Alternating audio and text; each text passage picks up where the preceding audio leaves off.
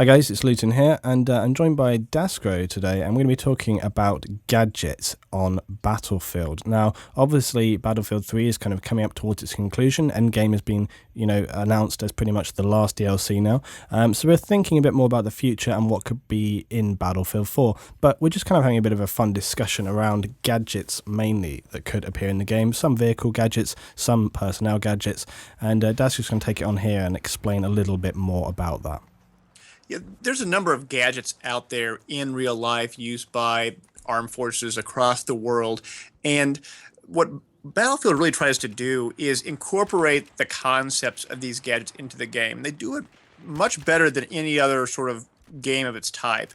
And it's important to recognize, though, that Battlefield as a game utilizes these gadgets, but they incorporate it into the game mechanics so that it's engaging and it's intuitive, but they do it often at the expense of realism. So as an example, the M142 HIMARS that we saw in Armored Kill, it could take out a city block. No kidding. It could launch its missiles, and it could take out most of Grand Bazaar as a map in one blow and kill everyone. But it doesn't actually do that in the game. That's okay, because we have to create a balanced and engaging and fun experience. And so taking in what these systems are in real life and how they exist and their models and things like that, and bringing them in and making them more accessible is really what DICE is trying to do. So many of the ideas that Luetin or myself will talk about are going to be within those constraints. There are going to be certain things we're going to talk about that will have to be sort of nerfed, compared to their real life counterparts, because they simply would be too powerful otherwise. Or likewise, make more powerful because they may have lost relevancy in recent time. I think because one of the things that we talked about mainly, and you guys might remember, I did a long video and a whole breakdown, a huge discussion talking about the ECM in jets. I was talking to Daskro about this previously before we began this, and we were talking about the whole thing of aircraft countermeasures, and something that people often forget in game when they're talking about flares or ECM or which one is better or they're overpowered or they don't work correctly. The thing that people forget is that in reality, aircraft will be equipped with multiple different countermeasure systems, and when you're talking about a piece of hardware that costs millions of dollars, the objective is to not allow this thing to go down. So these systems are in place to prevent any chance of these aircraft being taken out, and you can just apply that to so many different situations. In reality, a lot of the equipment, a lot of the gadgets are designed to be completely imbalanced, because why would you want your enemy to have any kind of advantage towards you? They are designed to maximize advantage in every possible way. In some situations, in a completely over the top way, the enemy will have no chance whatsoever of perhaps even seeing you, let alone having a chance to fight back against you. And so when you start talking about gadgets and things to bring into the game, it's important to remember that when you transfer something from real life into the game, it has to be changed and modeled accordingly so that it can actually be fun to be in the game. Because if you're in the game and you're getting taken out from a mile away, that's not enjoyable for anyone. And there's a lot of different systems that you can kind of apply that to. So Daskro, where should we go with this? Do you want to start off with the first one? Sure. The first one that I want to talk about is the idea of putting bombs on the aircraft that we see in this game. And what I mean by that is when the aircraft like the F-18 or the Su-35, when they engage ground targets, they're using air-to-ground missiles like a Hellfire or a Maverick, and they engage at small distances. But what I like to see is some kind of ability where they can drop some kind of precision-guided munition, a 1,000-pound, 500-pound, or a 2,000-pound bomb.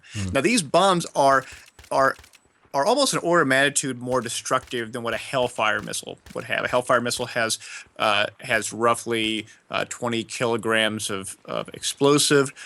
Compare that to a 2,000-pound bomb, which is substantially more. Even with a 1,000-pound bomb, that would be enough explosive to level essentially close to 20 to 30 meters in radius, just from the blast damage. That would be a 30-meter deep crater, and then you'd have another 60 meters of lethal kill radius. That would be like destroying the entire Charlie Point on Karg Island. And so, clearly that has to be tempered. It would have to be brought down. But I'd like to see some kind of tandem ability where a recon guy has some kind of SOFLAM and can GPS guide a target as opposed to laser guide a target. And it can even be like a static target on the map. It doesn't necessarily have to even be a bad guy. It can be destroy that building, and then in 30 seconds, you can then lock onto it and drop that bomb, and then in a minute from there, the bomb can drop. I think that'd be really cool. I think it definitely would, and I think that something that annoys me sometimes is that you can only designate targets that are live, like vehicles, and buildings, for example, is a really, really good one. Now, obviously, you can mark enemies, so they can see soldiers on the ground that are marked, so an aircraft may know, all right, there's people down here. Now, obviously, in an ideal situation, you're going to be able to communicate to everyone in your team, but we all know that, unless you're in a highly competitive situation, that's not always going to be the case. But that doesn't necessarily mean that the people on your team are not unresponsive. It just may mean that they are not in the, optimized means of communicating with you. So being able to designate a building and say, there's guys in here, we can't see them, but we know they're there and we need that building taken down, then yeah, sure, that's going to be something to take out. But actually, it kind of brings me on to another side thought right here is, would this not be the ideal thing for a commander role? Because, if you have guys on the ground and they're all designating multiple different targets, I mean, if you have a tank, then 3 or 4 different guys can designate that tank. So, it doesn't matter. The tank's still there. It's, whatever. If you have 4 different guys, but they're all designating different buildings, that could be really confusing. And I think this comes back to the whole thing of commander. If we have the commander role brought back into Battlefield in Battlefield 4, it will give one person the ability to communicate with people on the ground and and then relay information to other elements of the team. So I think actually, a little bit of a sidetrack here, but I think it kind of will tie into a lot of things that we would talk about, is this idea of having someone who can help communicate information to everyone on the team. And I think that would tie in really well. And I think, like you said, that would help balance it a little bit, because they could use that in a kind of measured way. But also, it's going to come down to the choice of the pilot. Are they going to want to be engaging people on the ground? Are they going to be wanting to solo, just take out people in the air? Is that going to be their mission to do that? So I think it's going to be a piece of equipment that will need to be balanced. But, it's definitely an interesting choice. And I think that the commander mode would definitely facilitate this kind of engagement. There's a few other types of systems out there that would do very similar capabilities. So, for instance, naval fire support, this idea that you have these destroyers like in Wake Island, for instance, that are sort of out in the back of the map, but you could use their 5-inch guns and rain down fire on a given target, or even traditional howitzer support using 105 millimeter cannons. Those are big guns.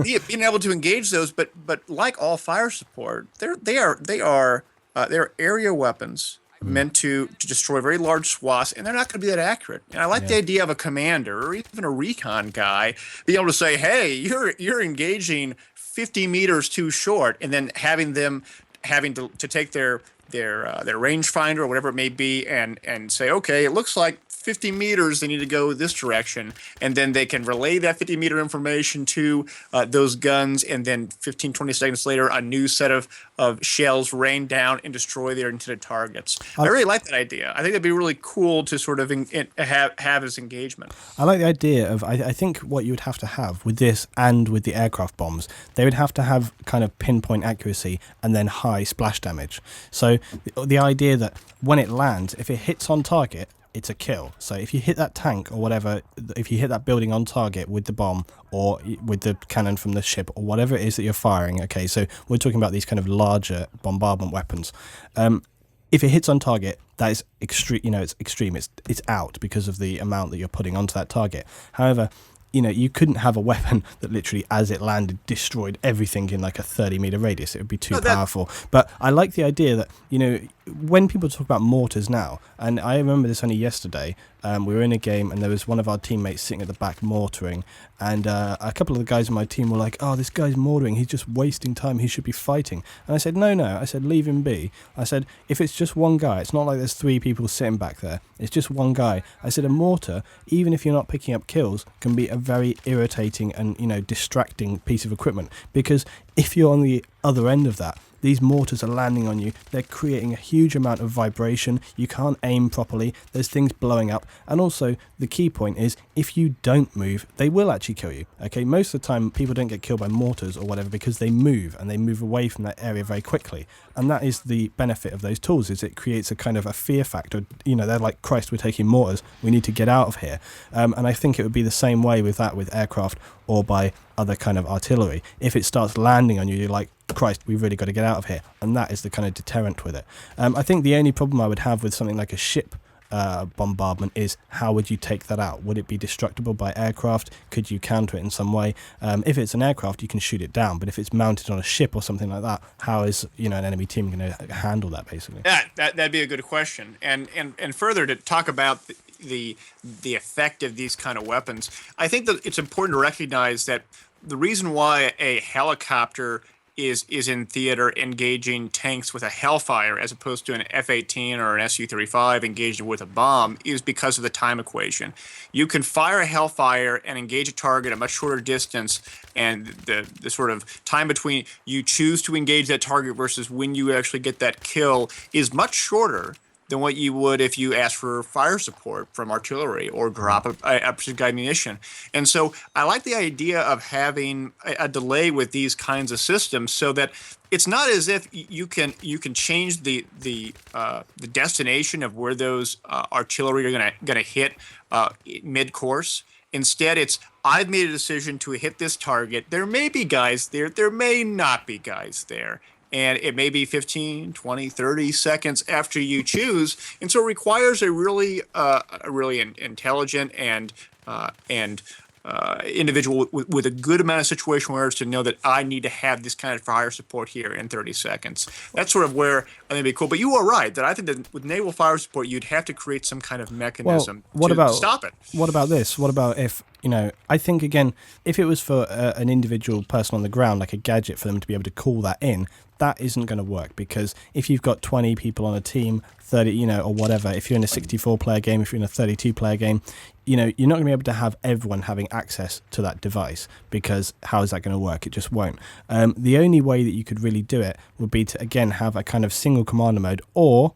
Okay, but this would be, it wouldn't really work, because if you had someone on the deck, it would waste a lot of their time. What I'm talking about is having a massive cooldown on it, all right? So it's a very powerful tool, but it has a 10-minute cooldown or something like that. So, 10 minutes. Yeah, Wow. 10 minutes. Yeah, but think how long. If you're in a proper game of Battlefield that's hard fought and you have a good ticket count, it can last a long time. Some games, sure, you'll be done in 10 minutes, but depending on what kind of, I mean, maybe it'd be less. Okay, but I'm just kind of, you know, bumping ideas around here. It has a long cooldown, which means that you have to pick and choose when you use it. You can't just sit in it like some people will sit in the miniguns or whatever, and, you know, not the SRAM or whatever, CRAM.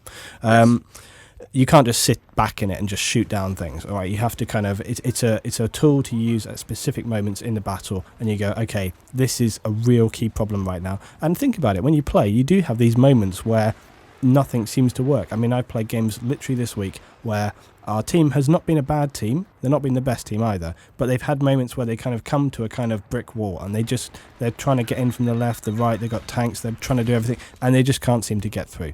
This would be a time to use that tool to kind of soften them up and then push through, okay? So that's the kind of thing that I'm thinking of. It's just a kind of extra tool. On the other side of things, do attackers really need extra tools in Battlefield? I don't know, Maybe. because you know, attackers seem to do very, very well all the time. Right. But that's a very good point, because these kind of gadgets and these abilities are really about giving people options of how to counter situations where there may be a perceived imbalance.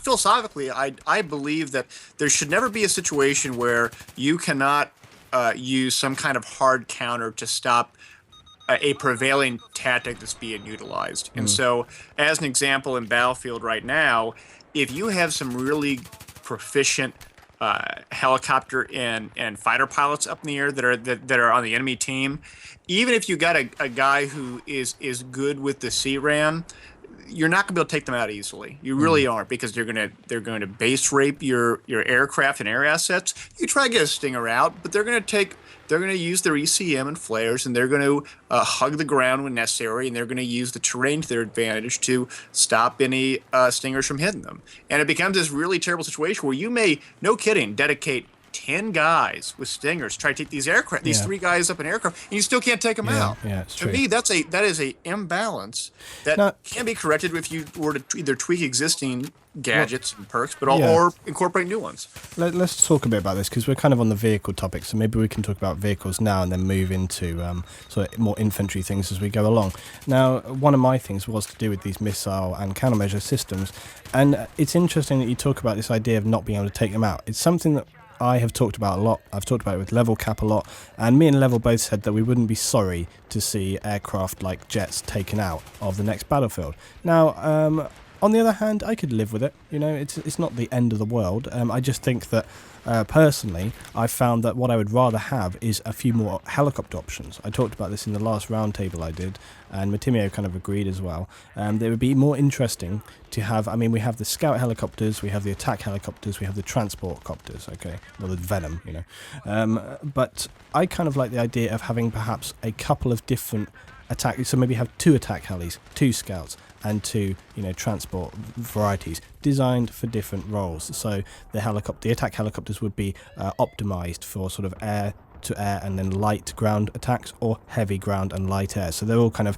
basically different loadouts, different builds, but then perhaps the helicopters themselves are designed to handle differently, because I'm sure that's the case that you get, you know, I mean, a lot of vehicles have different handling. I have to say as well, I think that I always feel that in Battlefield the helicopters don't handle as well as they could. When you see helicopters in real life, they're extremely maneuverable, and I always feel that in Battlefield the helicopters are a bit of a pain. They're really having to, like, you know, pull them hard to get, you know, any kind of maneuverability out of them, whereas I really think they could be lightened up, but that's a different issue really. But yeah, this whole issue of them being imbalanced, it's a really hard one, and I'll tell you why it's a difficult one for me, is because at the end of the day, if someone is such an excellent pilot, and let's face it, it's not like every game you play you have an astonishing pilot in. There are plenty of people who cannot fly at all, or fly badly, or are moderate to proficient but not excellent. Then you get these guys come along, and yeah, they're unstoppable. The thing that I find really hard, and people often sort of say, you know, oh, you just want it one way, Luetin. No, I don't. I would be happy to see jets taken out, but on the other hand, I don't know whether I feel comfortable punishing someone who clearly has spent time getting really, really good at that thing to do. And I'll be honest, I'm not the best jet pilot.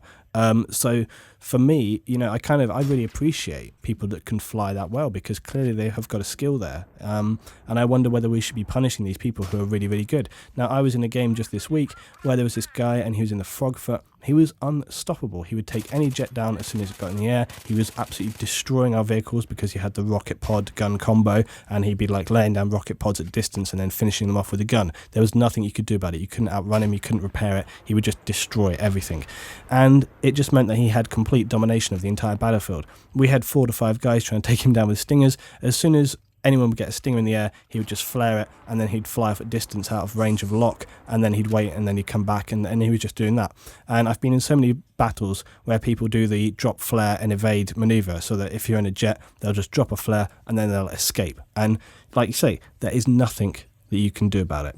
Well, I think you're right about that, and the way I sort of view it is from a tanker's perspective. I do a lot of vehicle stuff when I play my games, and what I notice what happens is that if I'm particularly dominating in the vehicle, what ends up happening is that if there's no air assets that are going to be a problem for me, the enemy team is going to put a lot more people to engineers and throw a lot more RPGs and SMAs at me.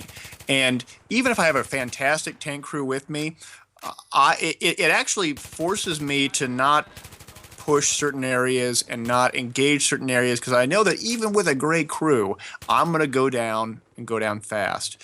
And I think that with the aircraft in Battlefield 3, if they were to change the mechanic of ECM or a flare, so as opposed to simply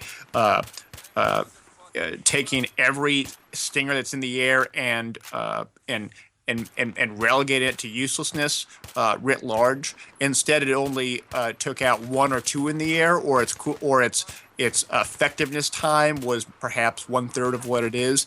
It would then create a situation where, okay, I can use my ECM or my flare to stop one or two Stinger missiles, but if that enemy team dedicates 4 to 5 guys or even 3 guys to Stinger, and I expose myself, then I'm going down. That's the kind of thing that I think could change this and still make it balanced and still reward those highly proficient pilots that are out there, because I want to reward people that have put a lot of time and effort into honing their skill and playing the game.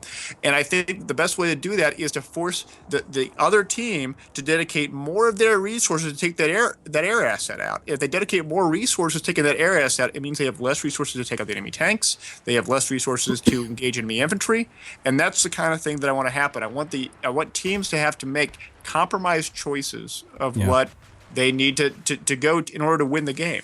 And where this leads us on to kind of quite nicely is that, like I said, I kind of did a whole period when I was starting to do YouTube about YouTube Battlefield about countermeasures, because it was something that interested me, and it still kind of interests me. There's different aspects that interest me about it. One is the difference from reality to how they actually appear in the game.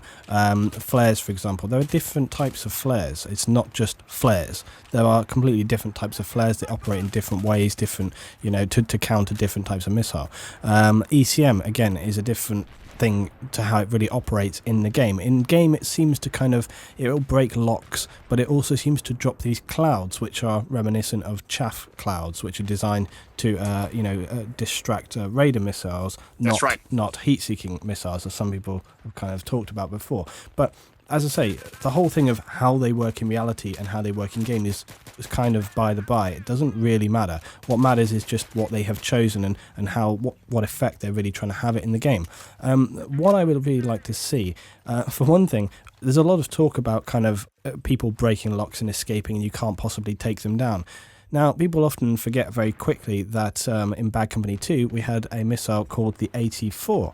And this was you could physically guide the missile. And many, many times this would save people from helicopters who could not be locked onto. They'd get tracer dart, they'd have cargo stabs coming at them, but they would still be able to evade using the smoke. Now, or they could just remove the tracer dart. That was it, wasn't it, in Bad Company 2? When you got tracered, you could just drop the smoke, immediately you can't be locked again. That's right. It was a very good system. However, if you had an AT-4 and you had a good person shooting it, you could take these things down. Now, helicopters, I think, would be doable. Could you take out a jet with an AT-4? I think that's a little bit questionable. Well, maybe. I mean, what's kind of interesting about that is that the AT-4 as a portable system isn't made to take out enemy aircraft. No. But it's an anti-tank weapon, and it doesn't have that kind of guidance that we do see in Bad Company 2. It'd be fly-by-wire, really, isn't it? That's what it would be. But here's the thing, is that with the ASRAD, the new Humvee with rockets in in-game, they make a variant of ASRAD made by Saab with the RBS-70 anti-aircraft missile. Here's how the RBS-70 anti-aircraft missile works in real life. It, no kidding, has a seeker on its backside near the engine, and it looks to see where a laser is being pointed from the user who shoots it. And that laser is either guided by a person himself or by a turret that is tracking a enemy air or cruise missile. And what it can do is that missile is completely indifferent to whether that aircraft has ECM or chaff or flare or anything around those lines. As long as it can see that laser that is behind it, and it rides that laser to wherever it needs to engage, and then you can destroy the target. And so those kinds of systems actually do exist in real life, because like you just described, those are actual issues that do come up in these kinds of military engagements. And there's solutions out there, and that'd be a really cool solution to have in a future Battlefield series, is that kind of thing where you can use all the chaff and ECM and flares that you like in the aircraft, but if that guy who's firing it can keep his reticle on your aircraft, then you're done. I think that's pretty cool. Yeah, And I like the idea that perhaps these kind of things could even be incorporated into the aircraft themselves. Now, at the moment, there's a fairly limited kind of look ability when you're actually in aircraft. You can do it, but it's not really that perfect. It's not easy. No, and the idea of being able to be, in your jet and have some kind of laser guided, fly-by-wire system to be able to lock on to other aircraft, not lock on, you wouldn't be locking on at all. But the idea that you could look towards it. Now, we all remember from the single player, we had the second pilot, the gunner. Now, I don't know, it's not a gadget, but it would be kind of interesting that if we have these kind of larger scale, maybe if they brought air superiority into Battlefield 4 from the word go instead of right at the end, who knows? Again, we're talking about the idea of having different vehicles as well. It would be kind of cool to have a twin-seated aircraft, especially if it was on air superiority mode, and you really would have to be working as a coherent team on both sides to be able to counter kind of different things. And I think this is the thing is, perhaps we're looking at this the wrong way. We're constantly looking at it from let's say you're in Rush and you have 2 aircraft, or you're on Conquest and you've only got 4 aircraft, and they're kind of fighting amongst one another. And it kind of brings me on to what we were going to be talking about, which was these idea of different countermeasures. Now, currently we have ECM and flares. I would quite like the idea of having ECM to break locks and locks only, okay? It will remove a lock and it will break a tracking lock, okay, and prevent you from being locked onto, all right?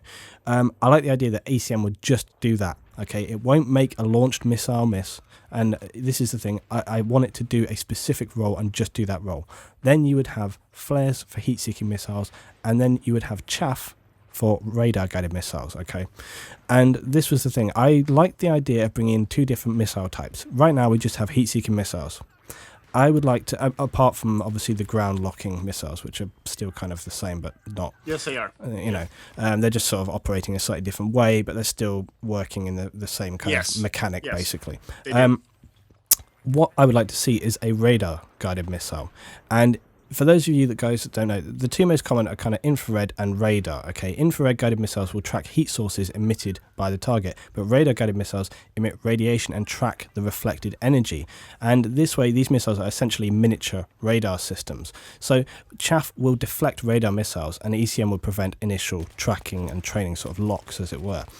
Let's think about this. If you had different missile systems, perhaps you could build a loadout. Perhaps they could change the aircraft so that they were really, tailored. You could choose real different loadouts, different countermeasure systems, and so on, to really make it more interesting and really allow you to kind of build up an aircraft rather than just having these kind of come one, come all, do-it-yourself systems where you just drop it and it'll take anything off of you, which I kind of feel is a little bit kind of lazy in many ways.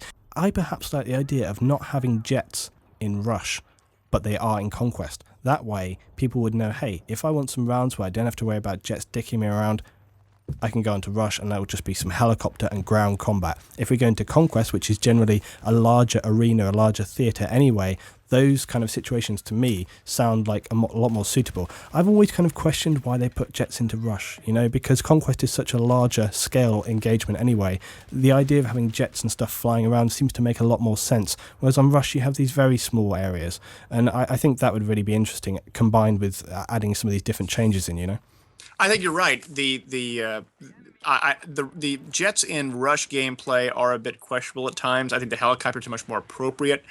And I think the jets are great for Conquest. Yeah. And I really like your idea of having different air-to-air loadouts. One of the things that I'd love to see in a future Battlefield game are AMRAAMs or AIM-120Ds. These are advanced medium-range air-to-air missiles that are radar-guided and engage at much longer distances. They lock on at longer distances, and they can travel a much farther distance relative to a Sidewinder or a Stinger missile. And I like the idea that you would have this AMRAAM that would be launched from your aircraft, and it's not necessarily that much fast. It's actually probably slower than a Stinger or a Sidewinder. I like the idea that it's slower because you can outmaneuver it, and that's cool and all. But if there's a lot of them out there, and you don't have that chaff as one of your gadgets, then it's going to keep on following you. And if you don't keep track of it, it may end up hitting you after all because you get lazy, or you run into it because you're doing all these maneuvers, getting around, things like that. Yeah. I would love to see that kind of a thing out there where you have these different options of air-to-air loadouts, and it requires the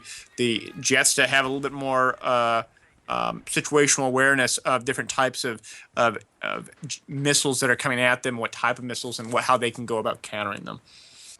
Yeah, I agree. And I think something else that I hear all the time is that people are always going, oh, lock-on missiles, they're so crap, they're so... Because basically people consider them to be, too easy. You just literally aim roughly towards your target and it locks on for you.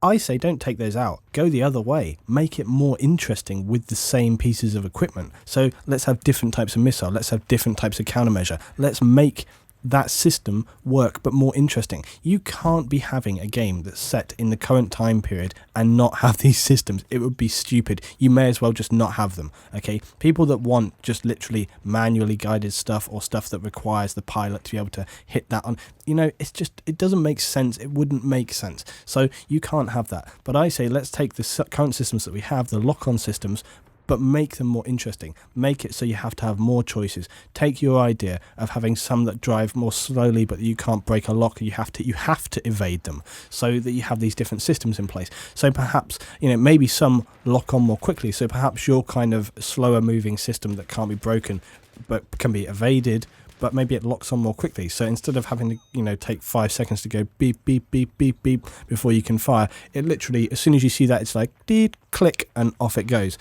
So it's that kind of thing. I like the idea of having these kind of different missile systems. So taking almost the kind of the balances we have between the guns in the game, we have all the different balances with those. Maybe let's start balancing different things. I mean, perhaps, for example, as well, perhaps you could have some missiles that instead of these kind of disables, it really is a one-hit kill. But maybe you have to have a considerably longer lock-on time to be firing it.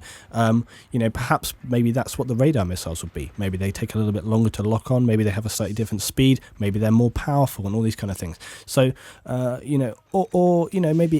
you can even load out different elements. Maybe you can load out the guns in your aircraft differently. Maybe have a couple of different options there, so that if you're really good with the guns, you have a few more options and stuff like this. I don't know, but that's another idea there.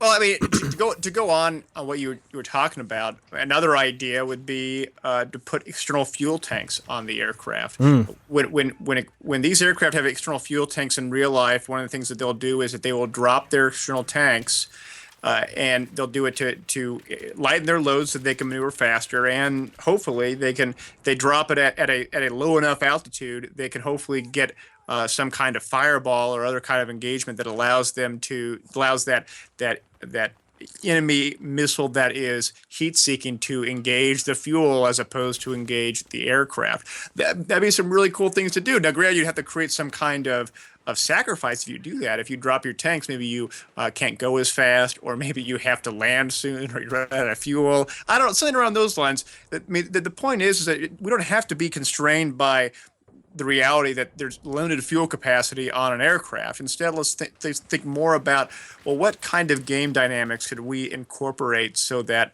when we do want to use this kind of capability, then it can actually do something that's cool and engaging and fun and interesting.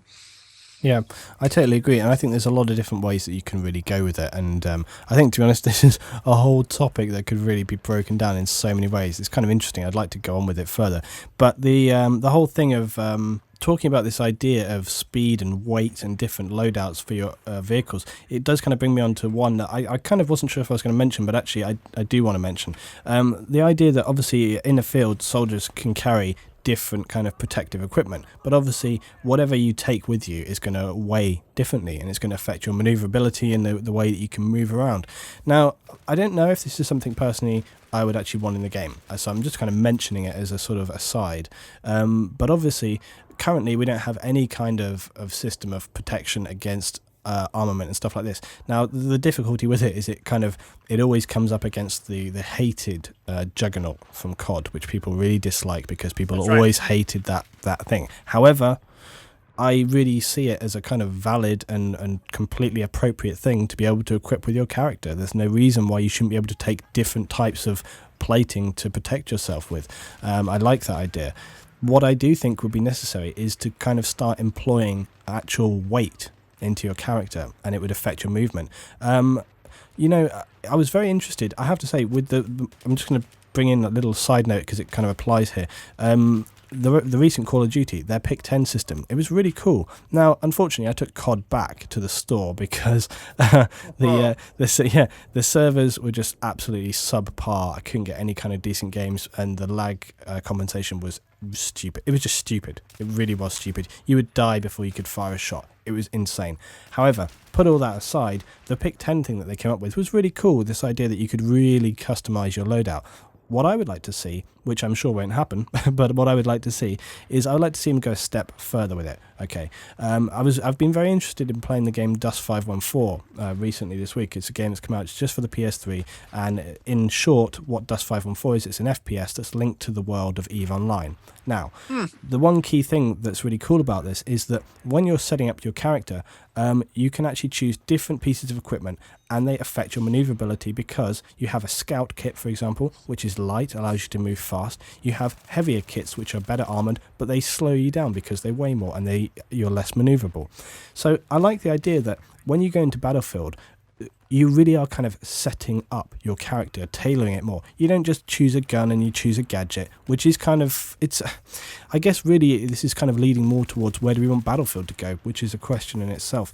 But, just on this idea of customizing, it's kind of a cool idea that you could really customize your character more. You could choose different pieces of armament, and if you imagine, if you will, you might have like key stats bars, so your character's weight, speed, his maneuverability, how many pieces of equipment he can carry based on other, if he has like a weight limit, okay, then he can only carry a certain piece of kit. So does he want to have more guns? Does he want to have better armor? So he has to kind of balance up the amount of stuff that he can take. And then it's not just a case of how much he can carry, but then also it's going to affect his other, his stats as a soldier. So the more stuff he takes, okay, yeah, he can carry more, but it's going to slow him down as well. So does he want to be a fast, light troop who carries maybe only like one gun and a backup pistol, or does he want to be like a heavy support character who's going to take a big gun, big armor, and he's going to be sitting behind the lines, but he's there to he can take a hit and turn around, and that kind of balances his slow maneuverability as he can take that extra hit. So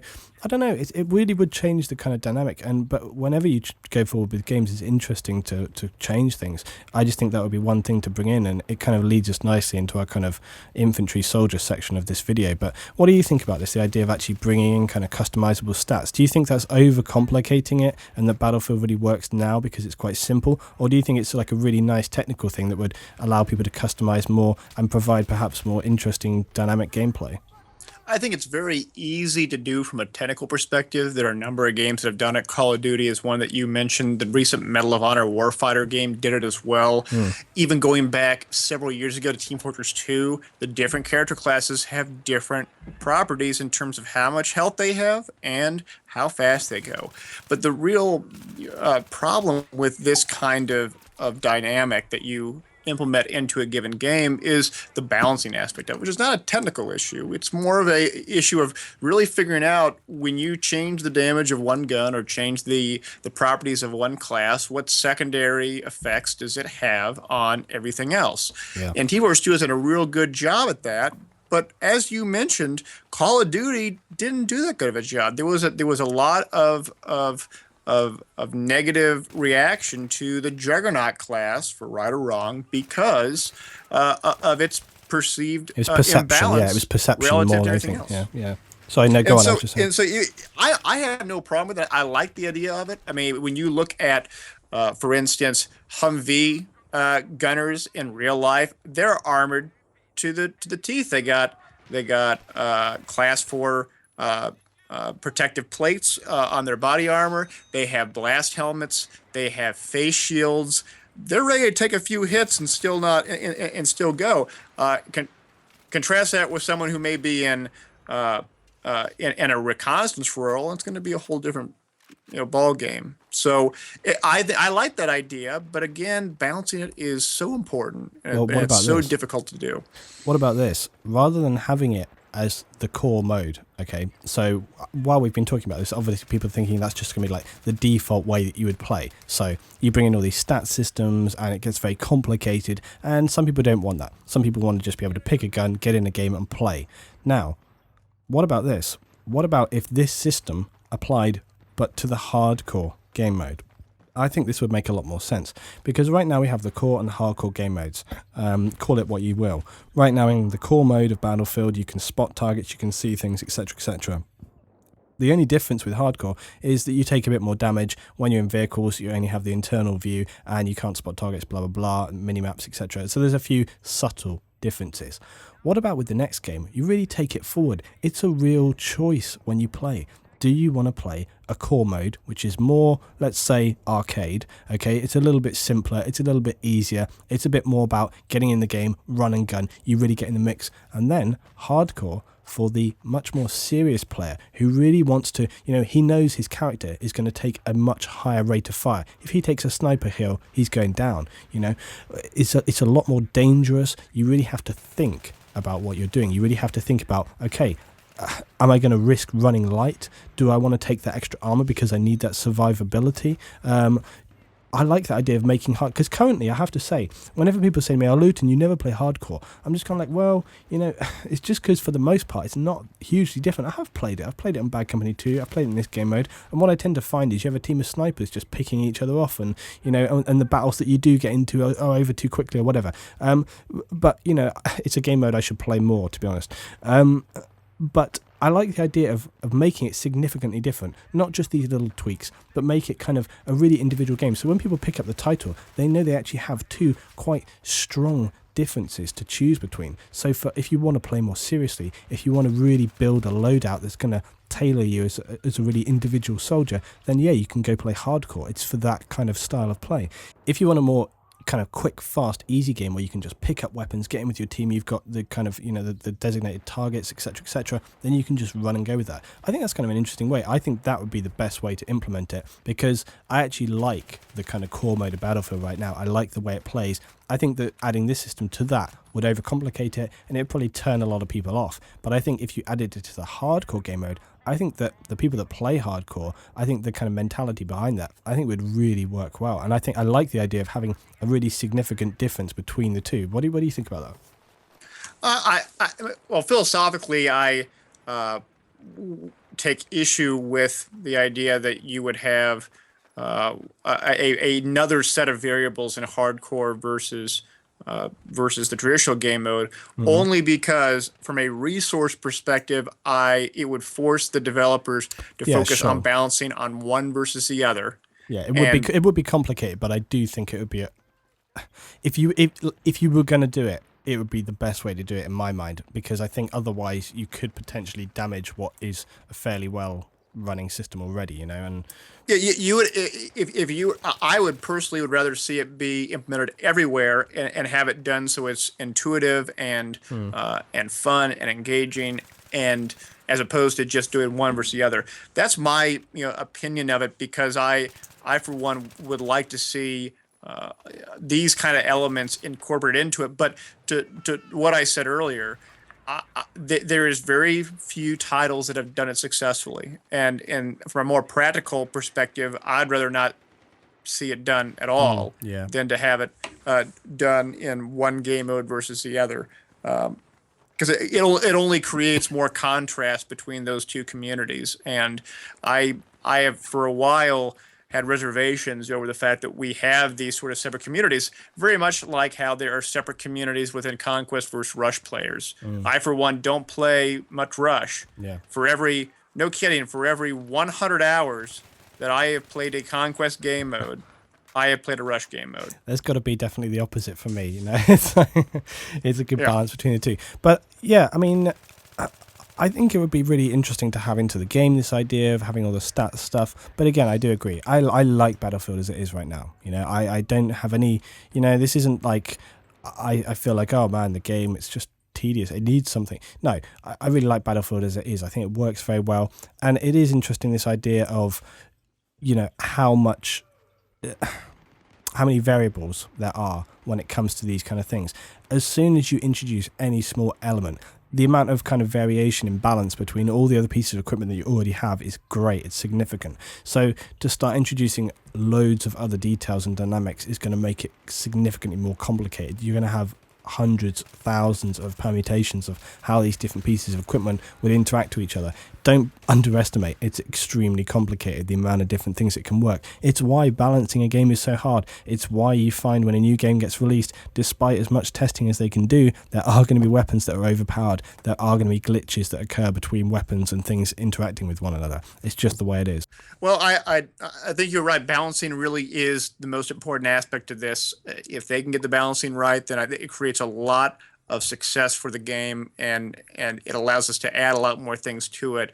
But as you mentioned, as you add more variables into it, it becomes a whole lot more difficult. Yeah. But going on to the gadgets, one thing that I'd like to see in a future Battlefield title is sort of a small fixed-wing unmanned aerial vehicle that could provide small areas of 2D or even 3D spotting in a given flight path. Because unlike an MAV that simply floats up in the air and can see things, a fixed-wing UAV that has little wings and a propeller takes a given flight path and circles around a few times. And like the idea that you can only see, you'll only get intelligence out of that given flight path or the little radius around that flight path for that small amount of time. I really like that idea because then it provides the Recon class or comparable Recon class another way of gathering information. It's not just about putting an MAV up and having to guide it around and things like that. Do you think the MAV should be in Battlefield 4? Do you think it can be kind of a frustrating... I mean, there's the whole issue of killing people with the MAV, let's put that to one side, but the whole thing of literally having to stay in it manned and you have to fly around, it basically takes you out of the game. Now, it can be useful, you can use it as a commanding tool if you have the ability to do that, but MAVs on the whole can be a kind of a frustration. They do also have the kind of motion, the sensor thing where you can drop them on the ground. It kind of annoys me a little bit because I don't see why they have that, because people always, you say, oh, you put a tugs down, and guys are like, well, why did you not just use an MAV, and then you've got it if you want to take it in the air as well, and you're kind of like, yeah, that's true, so why did they put the tugs in at all if you can just use an MAV? So I don't know, I kind of get irritated by the MAVs flying around, and I like the idea of having these other things that are slightly different. I think that's something that I would like to see as a little change. There needs to be some differentiation between what the abilities can do, and I think that further differentiating the tugs versus the MAV would be one way to further differentiate Battlefield 3, but for future Battlefield titles, a fixed-wing UAV where essentially you throw it and then you don't have to guide around. You can guide around if you want to guide around, but it's going to take a flight path and you don't have to man it while it's flying around, and it still gives you some degree of intelligence, be it 2D or 3D spot, whatever it may be, then that's a good thing. I think by providing these kind of different types of abilities to the different classes that are all viable, then I think that can do it. Now, I'm not saying that this UAV should be unstoppable. If it's in the air and you see it and you can get some long-distance shots on it, then great, and you can take it out. But at the same time, I like the idea of adding more relevancy to the classes and adding more viability to the classes, because currently Recon and Support class aren't nearly as viable compared to other classes out there, and that needs to change. Then you'll all be balanced in the sense of being in terms of viability. Yeah, it's definitely true. I mean, we don't need to get into the details of it, but we all know right now that Assault and Engineer, the majority of the time, just have more roles, more situations that they can be useful in compared to Support and Recon. Now, it's not that Support and Recon don't have a role to play, they just have less of a role to play compared to Assault and Engineer. So I think that is something that could be addressed. I would like to see some differences in terms of what those classes could do. I really feel that the Recon role should be played up a little bit more. The kind of intelligence gathering systems could be played up a bit more. And you may remember from Bad Company 2, there was the kind of specialist, or was it Bad Company 1? But they had like the specialist role, which they kind of took out, and the specialist was kind of, it was like a special forces class, you have sort of silence. Yes, I remember that quite well. Yeah. Also in Battlefield 2. Yeah, exactly. So it's something that's been around in Battlefield for a while. I would prefer to sort of see that back in one variation or another. Would it replace a class? Would it be a fifth class? So we kind of differentiate a little bit there. I mean, obviously Assault has its own role. Maybe they could tweak the classes even more to make it more specific, or maybe they could amalgamate it into other things. I don't know. But I like the idea of having a more kind of specialized role there, and I like the idea of taking the Recon role and giving it these extra tools, so it really does maximize the kind of Recon aspect. Something that we can talk about while we're talking about Recon was rangefinders. Now, when people are working and operating as snipers, now we talked a little bit about how people work sniping in reality compared to in the game. We were talking about how at different ranges, people are going to be able to work differently. So if it's around sort of, what were we saying, 300 yards, people may be able to estimate that distance. But when you start getting to ranges more like 800 to 1,000 yards, it's going to be very difficult to estimate that distance. And, you know, people are going to be working with different technologies to help them find these things. And the idea that we were talking about was this range finder.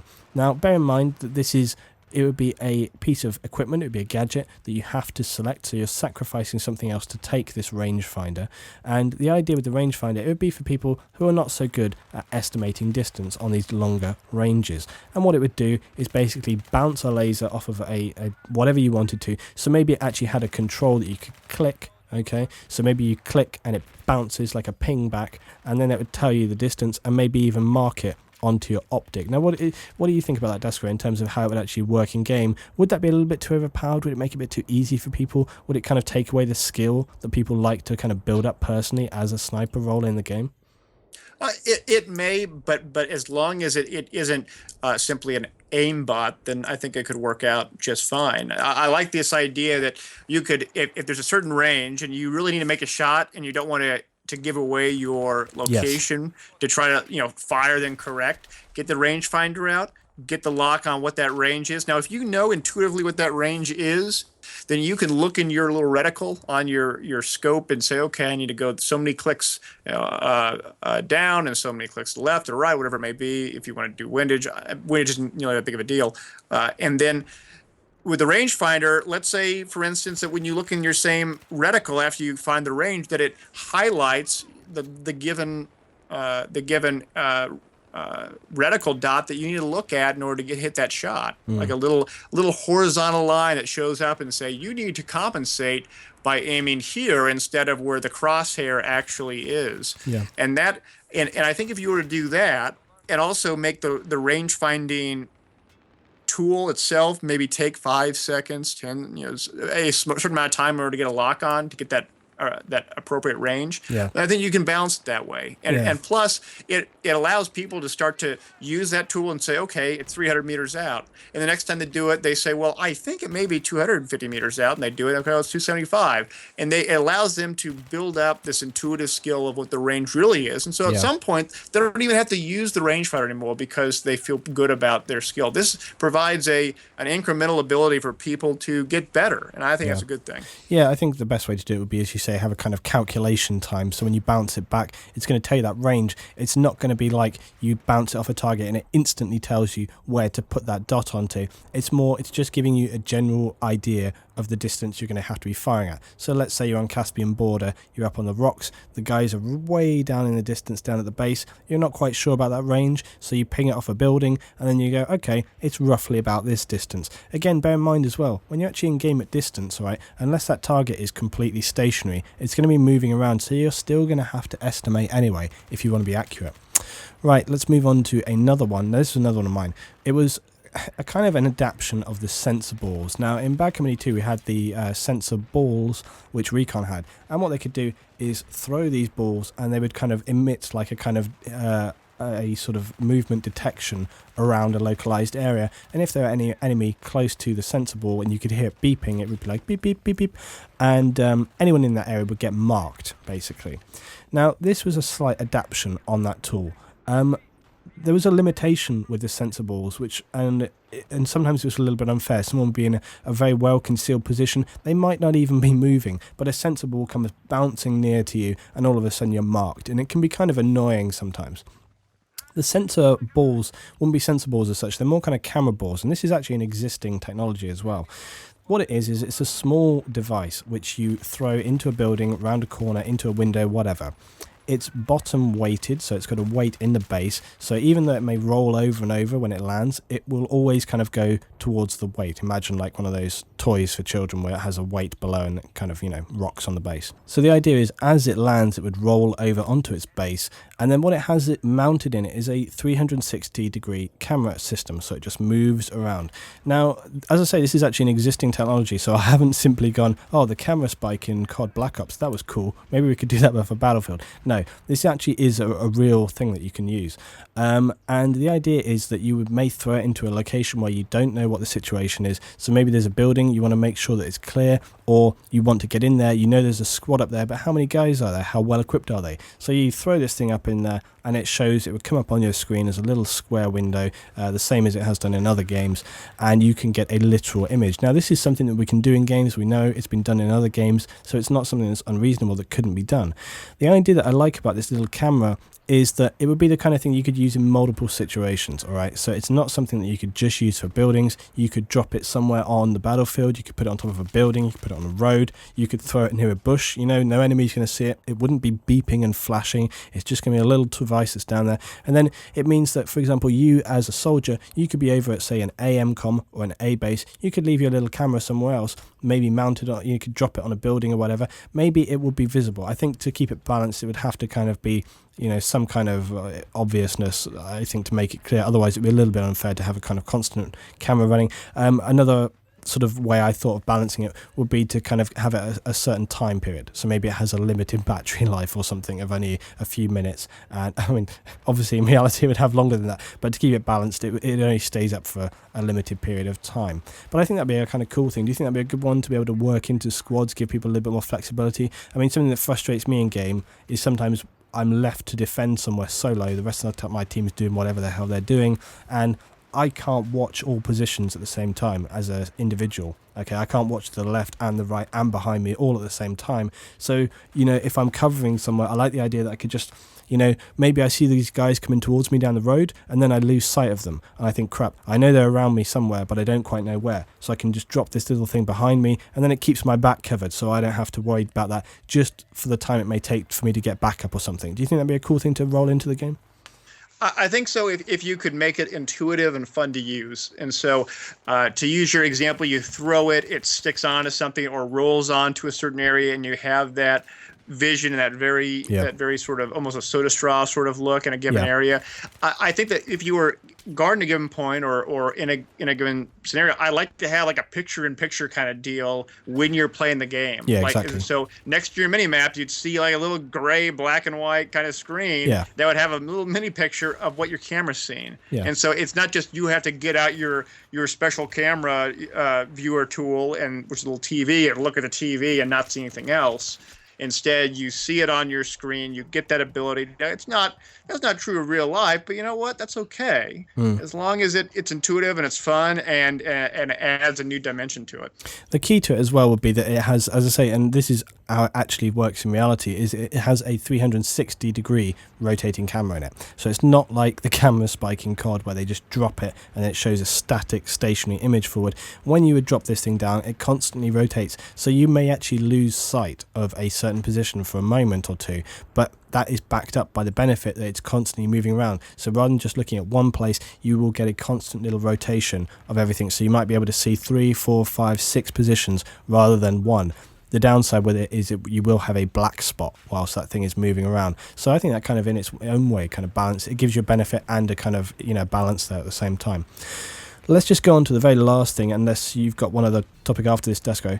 My last thing was kind of 2 water-based things. I'm going to leave one of my mine things out. Right now we have landmines, what we can use for anti-vehicle. I really like the idea of having water-based mines, little floating mines, little things. Maybe they come as kind of more little spheres, and rather than placing them on the ground, you literally have to throw them, and then they stay kind of floating in the water.